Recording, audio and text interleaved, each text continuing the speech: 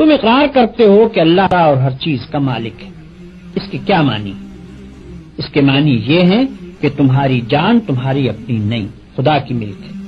تمہارے ہاتھ اپنے نہیں، تمہاری آنکھیں اور تمہارے کان اور تمہارے جسم کا کوئی عضو تمہارا اپنا نہیں.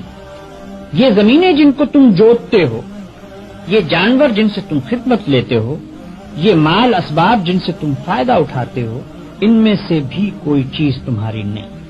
ہر چیز خدا کی ملک ہے اور خدا کی طرف سے عطیے کے طور پر تمہیں ملی.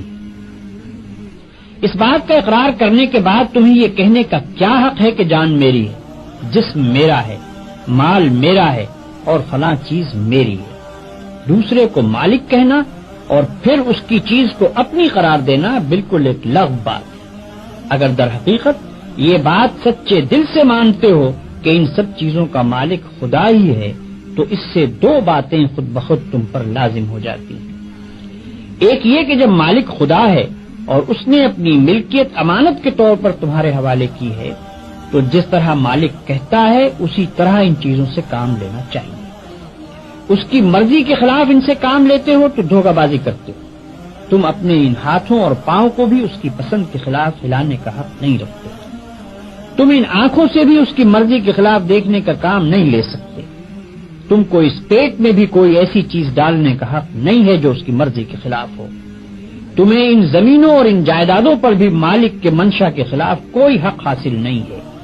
تمہاری بیویاں جن کو تم اپنی کہتے ہو اور تمہاری اولاد جن کو تم اپنی کہتے ہو، یہ بھی صرف اس لیے تمہاری ہیں کہ تمہارے مالک کی دی ہوئی ہے. لہذا تم کو ان سے بھی اپنی خواہش کے مطابق نہیں بلکہ مالک کے حکم کے مطابق ہی برتاؤ کرنا چاہیے.